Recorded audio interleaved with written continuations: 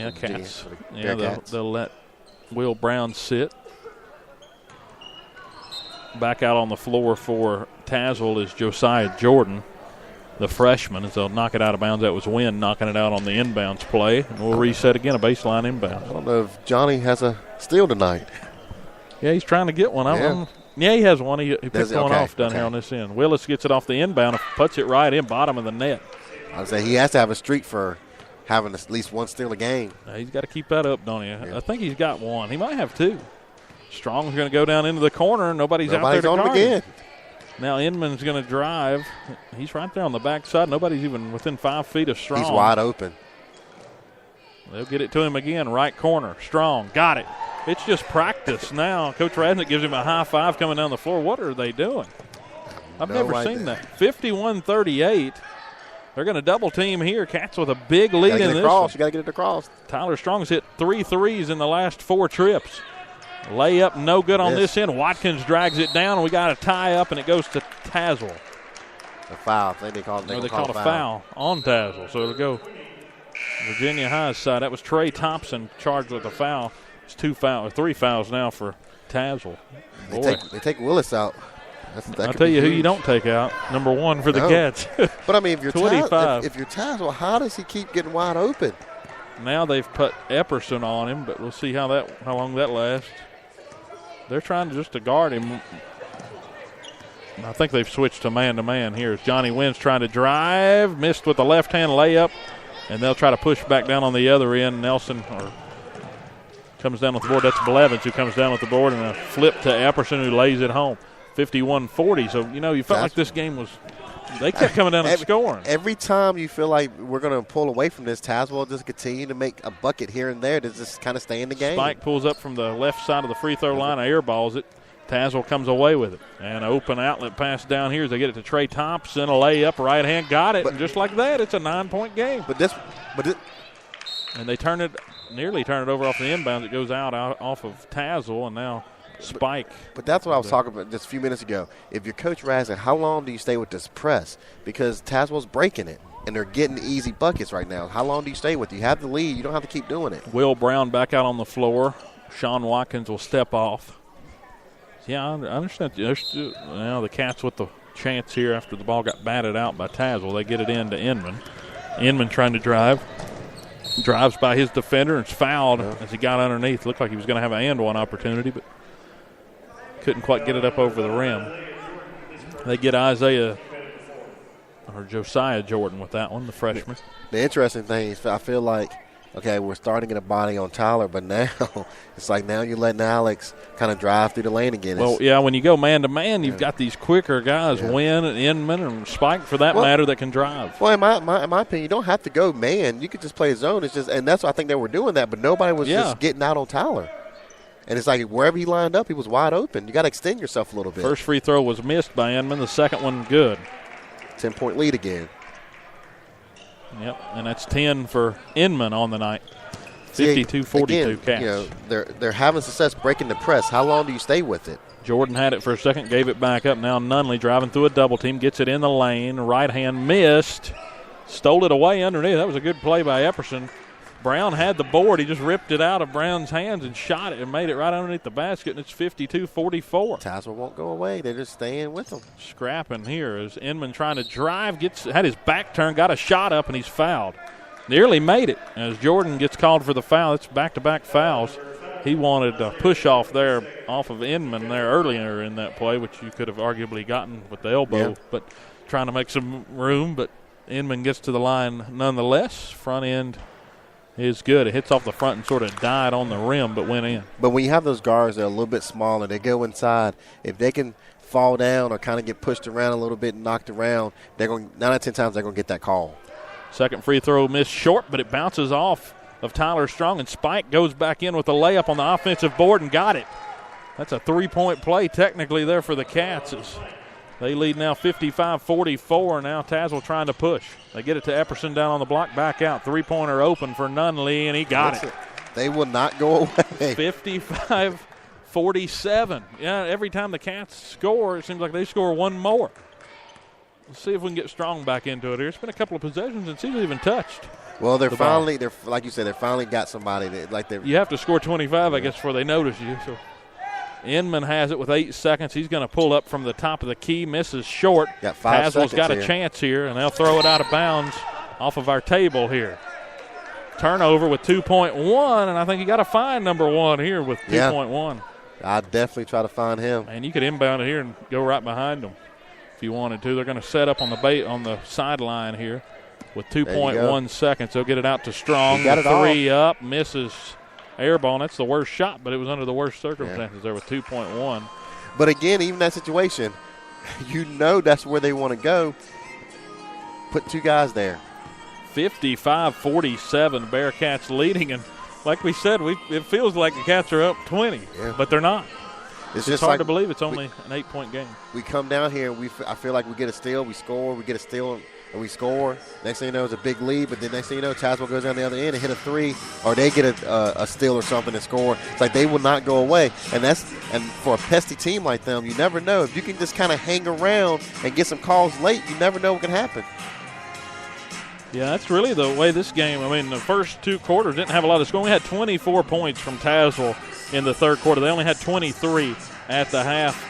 And for the Cats, they scored 24 as well. So we're really back where we started. Everybody scoring at will there. 48 combined points in that 8-minute time span. That's a lot of points. A lot of that. Tyler Strong had 12. He finished with 13 in that quarter. Hit a couple of threes. And then for Tazewell, they've gotten the big man involved, Sidney Willis. If you're Coach Rasnick and somebody tells you, okay, and going to the fourth quarter, you have 55, Tyler Strong will have 25, you would feel like you have the comfortable lead against Tazewell, but they refuse to go away. Josiah Jordan out on the floor along with Tyler Mabry. Trey Thompson, as we got a foul called against the Cats. See, and that's what I quit. You let a team hang around. If some calls go their way here, do we panic a little bit? Epperson also on the floor, and Nunley for Tazewell. And for the Cats, Johnson just got called for a foul. That is the second team foul of the half. I think that's Johnston's second as well. It is. As Nunley has it, crosses the timeline. Coach Rasnick wanted to travel, a little bit of a toe drag there, but he gets away with it. And again, an 8-point lead for the Cats. Trying to drive Epperson, he throws it back out. This is Josiah Jordan, floater missed. Rebound goes to the offensive Bulldogs. And a foul underneath. But Tazewell there, I felt like you didn't really have to. They were trying to. They didn't really have a good shot there, and I thought they were trying to pressure and get something in there quick. Bring it back out, try to set something up here. But they kind of got lucky there and got away with it. Got a foul call, and now they're at the line. They're going to send Thompson to the line. First one and up and off the front, misses. It looked like it was going to rattle around. You got to make these. These count. These are huge. You got to make them. And the Cats have basically played with 8 players tonight. As that one misses them both, and missed. Tyler with the rebound. Yeah, Strong comes down with the board. Sort of gimpy coming up after that is now Rohan Spike had an open look for 3, lost the ball, got it tipped out. Now Spike controlling. Jake Johnson cutting across the floor, trying to set a screen for Spike. Spike calling a play here with 7:15 to go. Cats leading 55-47. Now driving left side of the lane, layup missed. Wow. But they get contact underneath. I guess they're going to call Thompson there. I didn't see a lot there, but felt like he came over the top there. If he would have just kind of didn't come down with his hand there, he might would have got away with it. So Thompson, I believe, charged with that one. That's 8 team fouls now for Tazewell. First free throw in from Spike. 56-47 with 7:10 to go in this one. Second one up and in. Spike 2 for 2 from the line. Makes it a 10-point lead again for the Cats. So you got them, Tazewell on this end, and now we got a turnover as Inman comes up with one. Now trying to drive, one of those lay-ins where he hangs up there in the air, misses, but Tyler Strong comes with the board and puts it back in. Coach Rasnick still trying to put pressure, and we got a pass out here. Trey Thompson in transition, layup, got it. And that's what I'm talking about. Like, do you call off the press here? And Willis has finally come back. He's set a long time, and he's not in foul trouble. And Thompson playing well so far, too, for Tazewell. Johnston dribbling it out now. Back up to the top. 3 players about to check in for Tazewell. Like you said, Willis is out. Also, Jameer Blevins. Hard contact underneath as Inman hit his head right down in the circle down there in the half circle. going in for a layup, but he gets back up. Hopefully he's all right. Looks like he's all right. Coach Rasnick getting ready there to run out and check on him. But that was a hard fall as he'll go to the line. That's 10 fouls now on Tazewell. Only 3 for the Cats. You never want to see the kid head bounce off the court like that. So, hopefully he's good to go. Be interesting. The front end. Yeah, I wonder if they'll check him out after. I'm going to say it's going to be interesting if Coach pulls him here, and I think that's what he's going to do. I mean, it's just you don't want to see that. The floor's wet over there where Alex went down. That's one thing we've noticed here. There's never anybody here mopping after. We used to do a pretty good job about that. I don't know. Second free throw, no good, and that just didn't look right for Alex there. I believe that's bothering him. Cats get the offensive board get it again after they miss inside. Coach Rasnick's going to call a full timeout, and I believe that's the best there. I believe I would make sure Inman's all right, even though he seems all right. He was going for the ball there even after the timeout. So. And I think that's what we're going to do. Coach Hodge is coming over to look at him. But at this point, I would definitely take him out, have him, look at him, and keep him out for a few minutes. If you don't need him, let him sit out the rest of this quarter. He's going to try to stay in. But sometimes when you have kids like that, you kind of have to pull them out. You just force them out. Because you're leading right now. Well, let's just say he has a headache later on tonight or tomorrow or something, and then he can't play Friday and Saturday. So right now we got a 10-point lead, 6 minutes left. Pull them, check them out. Let them sit for a little bit. And if you don't need them, hey, let them sit and take the rest of the night off. It don't look like that's going to happen. No, he's going to stay in.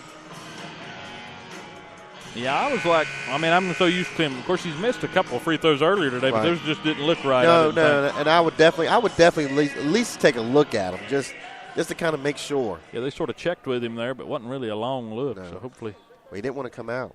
Like I said, I give kids credit. They don't want to come out of the game. That's fine. But sometimes you have to pull them out sometimes. And you're up by 10 with 6 minutes left. Hey, take them out, let them sit for a few minutes, and you don't need them, keep them out. He's out on the floor, though, so the Cats will get the ball back here after the timeout. Again, brought to you by State Line Motors on Euclid Avenue in Bristol. Cats just sort of cycling around. Now Johnson gets an open drive to the basket, misses. Nobody's boxing out back there. Good there as Clifton there. John Clifton puts it in. 61-49. Cats trying to stretch the lead. Don't force it. There's a drive. We got a blocking foul. He was sort of falling even before the contact there, so they're going to get the block on that one. And it will send, I believe, Nunley to the line. Actually Josiah Jordan. It's Clifton's third. Trying to take a charge there, but just sort of got going a little too early. 4 fouls now for the Cats to the 7 for Tazewell.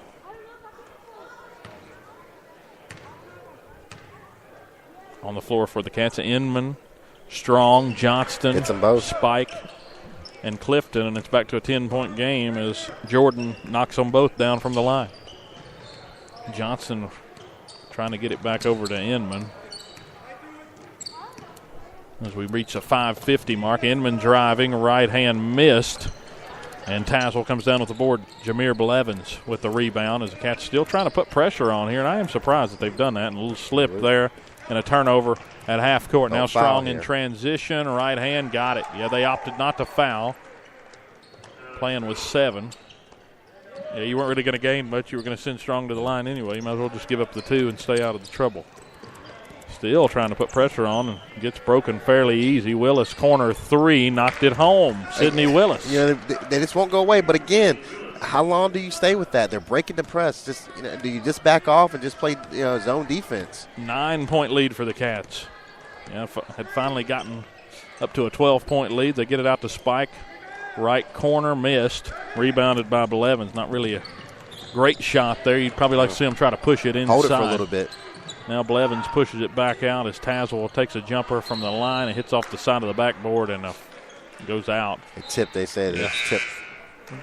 All right, so it'll stay Tazewell ball. So they might have. I didn't think he would have missed that badly. So yeah, it must have got tipped by Spike. Spike goes and sits now, and they'll bring out Johnny Wynn for the Cats. A bit of a drive there for Willis. Willis gets it back top at the free throw line. A good little pass underneath and a foul. one. And he puts it in. That's Nunley that put it through. Just like that,